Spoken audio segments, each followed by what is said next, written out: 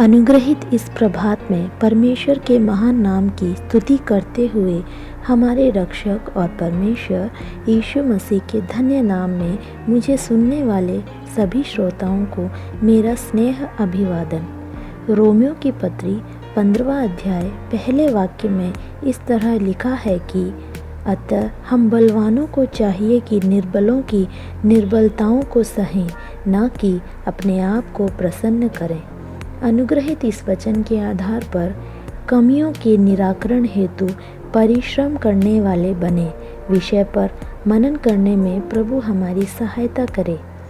प्रियों, यदि हम किसी एक कार्य में बलवान हैं तो सभी कार्यों में बलवान हो यह आवश्यक नहीं। जिस कार्य में हम बलवान हैं उसी कार्य में निर्बल दूसरे व्यक्तियों की कमियों को दिखाकर मजाक उड़ाने वाले न हों। जिस कार्य में हम बलवान हैं उसी कार्य में निर्बल व्यक्ति को हम सहें, उस पर ध्यान दें।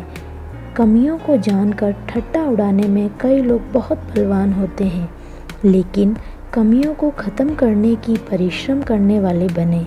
ये हमारे जीवन में या दूसरों के जीवन में हो, जब जब कमियों को हमें पता चले तो उनका निराकरण करने में हमें कैसा परिश्रम करना है, इसके लिए अपने आप को जांचें। आधुनिक मनुष्य के जीवन में एक अभाज्य वस्तु है वैक्यूम क्लीनर।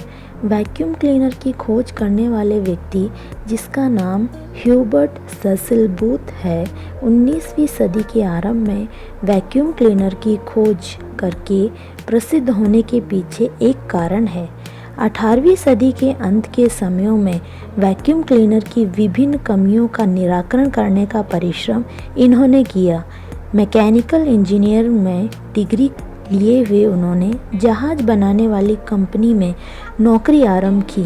रॉयल नेवी के लिए युद्ध करने में उपयोगी जहाज की डिज़ाइन बनाने का कार्य उनका था। 1901 में रेल यात्रा करते वक्त उन्होंने एक दृश्य देखा कि अपने सीट के पास से एक अलग से यंत्र से धूल मिट्टी निकाली जा रही थी। ये यंत्र धूल मिट्टी अपने अंदर समाने की बजाय मिट्टी को बस झड़क रहा था। इसके कारण वो मिट्टी वहाँ से उड़कर दूसरी जगह जमा हो जाती थी। इस तरह दूसरी जगह जमा वो धूल समीप बैठे हुए दूसरे यात्रियों को परेशान कर रही थी। इस कमी का एक निदान खोजना है, ऐसी चिंता उनके मन में पैदा हुई, जो वैक्यूम क्लीनर के निर्माण का कारण हुई।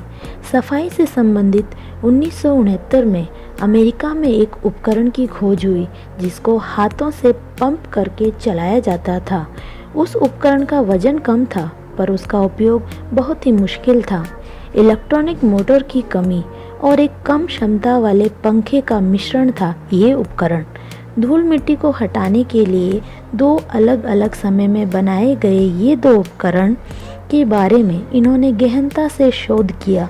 इनकी कमियों को दुनिया के सामने बताने की बजाय उन कमियों को दूर करने के लिए निरंतर परिश्रम उन्होंने किया। अपने घर की धूल मिट्टी से भरे डाइनिंग टेबल की कुर्सी पर एक कपड़ा लगाकर उस पर की धूल को अपने मुंह से अंदर हवा के साथ खींचा और उसके बाद उस रुमाल की दूसरी तरफ देखा तो वो धूल उस कपड़े पर चिपकी हुई थी। ये छोटा सा परीक्षण उन दोनों उपकरणों की कमियों को दूर करता हुआ एक परफेक्ट वैक्यूम क्लीनर का निर्माण कर सका। ह्यूबर्ट की इस छोटी सी कोशिश ने उन्हें वैक्यूम क्लीनर बनाने का कारण बना दिया। इस प्रभात के समय परमेश्वर ने जिस परिवार में हमें रखा है, जीवन साथी से और परमेश्वर के दिए हुए दान हमारे बच्चों के बीच, परमेश्वर ने जिस समाज में हमें रखा है, नौकरी के स्थानों में, यदि हम कमियां ढूंढते रहे तो हम उसी में बलवान हो जाएंगे। आज हमारी शक्ति कमियों को ढूंढने में नहीं बल्कि कमियों को दूर करने में हो। अतः मेरे प्रियों, तुम में और तुम्हारे परिवार में कमियां ढूंढने में नहीं बल्कि उन कमियों का निराकरण करने में प्रभु हमें बलवंत करे। Have a blessed day.